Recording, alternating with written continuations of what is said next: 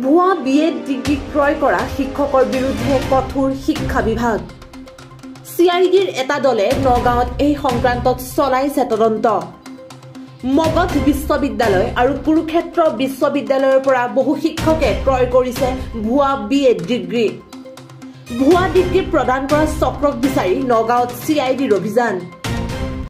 ভুৱা BEd degree ক্ৰয় কৰিবলৈ বহু শিক্ষকে বৰ্তমান যি চাকৰি কৰি থকাৰ অভিযোগ উঠিছে আৰু আপোনাৰ ইয়াত কি শিক্ষকে যি ভুৱা বিএড ডিগ্ৰী বহিৰাজ্যৰ ইউনিভাৰ্চিটিৰ বিহাৰৰ মগধ আৰু হাৰিয়ানা কুৰুক্ষেত্ৰ এই ক্ষেত্ৰত ছাৰ চিআইডিয়ে তদন্ত কৰি আছে। নগাঁৱত আহিছে তিনিটা।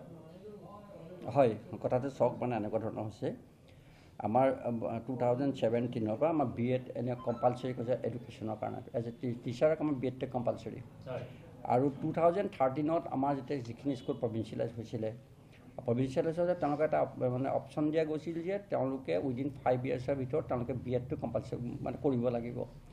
একৰ্ডিংলি তেওঁলোকে কিছুমানে আমাৰ ইয়াত আইডলত কৰিছে, আমাৰ পৰা পাৰ্মিশ্যন লৈ বিএড কৰিছে, আৰু কিছুমানে হয়তো কৰা নাই, বাট আমাৰ ওচৰলৈ অহাও নাই।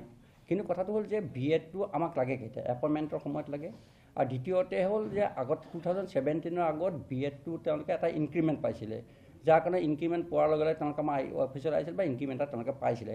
কিন্তু 2017 পৰা যিহেতু এইটো কম্পালচৰি এডুকেশ্যন হৈ গ'ল, তেওঁলোকৰ বিএডটো কম্পালচৰি হ'ল, গতিকে তেওঁলোকে এতিয়া আমাৰ ওচৰলৈ নাহে।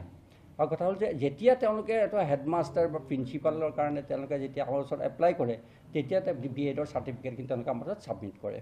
একৰ্ডিংলি চিআইডি হয়, চিআইডি মানুহ আহিছিলে, আহি পেলাই তেওঁলোকে কিমানে বিএড কৰিছে আৰু চাৰ্টিফিকেটখন তেওঁলোকে বিচাৰিছিলে। একৰ্ডিংলি আমি এখন নটিফিকেশ্যন দি দিছিলোঁ। উইদিন 2 days তেওঁলোকে আমাৰ বিএড চাৰ্টিফিকেট যিমান আছে প্ৰিন্সিপাল হেডমাষ্টাৰক ক'লোঁ যে তেওঁলোকে আমাক ছাবমিট কৰিব লাগে। আৰু একৰ্ডিংলি তেওঁলোকে আমাক ছাবমিট কৰিলে যদিও এতিয়া আমাৰ হেডমাষ্টাৰ প্ৰিন্সিপাল 71 তেওঁলোকে NOC দিছে, তেওঁলোকৰ বিদ্যালয়ত কোনো ধৰণৰ বাহিৰৰ ইউনিভাৰ্চিটিত বিএড কৰা মানুহ নাই বুলি কৈছে, যদিও তেওঁলোকে হয়তো ডিব্ৰুগড় বা আমাৰ গুৱাহাটী ইউনিভাৰ্চিটিত তেওঁলোকে কৰিছে। আৰু আদাৰ ইউনিভাৰ্চিটিত 21 নম্বৰ আমি এতিয়ালৈকে পাইছোঁ, কিন্তু কুৰুক্ষেত্ৰ ইউনিভাৰ্চিটিৰ পৰা আমাৰ হাতত মাত্ৰ এতিয়া এখন আহি পাইছে।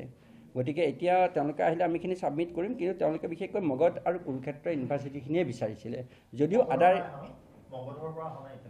মগধৰ পৰা অহা নাই, কিন্তু কুৰুক্ষেত্ৰ ইউনিভাৰ্চিটিৰ পৰা আমাৰ হাতত মাত্ৰ এখন পৰিছে এতিয়ালৈকে। টাইমলাইনটো আমাৰ পাৰ হৈ গৈছে, কিন্তু কথা হ'ল তেওঁলোকক আমি 2 days টাইম দিছিলোঁ। তেওঁলোকে খালি আমি এইখিনি এতিয়ালৈকে পাইছোঁ। আৰু ইতিমধ্যে আমাৰ ধৰক 3694 টিচাৰ আছে আমাৰ ছেকেণ্ডেৰী লেভেলত। তাৰ ভিতৰতে হয়তো বিএড আমাৰ মেক্সিমামটো গুৱাহাটী ইউনিভাৰ্চিটি বা আমাৰ তেওঁলোকে আইডলৰ পৰা কৰিছে, বা তেওঁলোকে আমাৰ KK হেণ্ডিকৰ পৰা মানে ODL মোডত কৰিছে। গতিকে কথাটো হ'ল কি যে সেইখিনিতো প্ৰব্লেম নাই আমাৰ একো। কিন্তু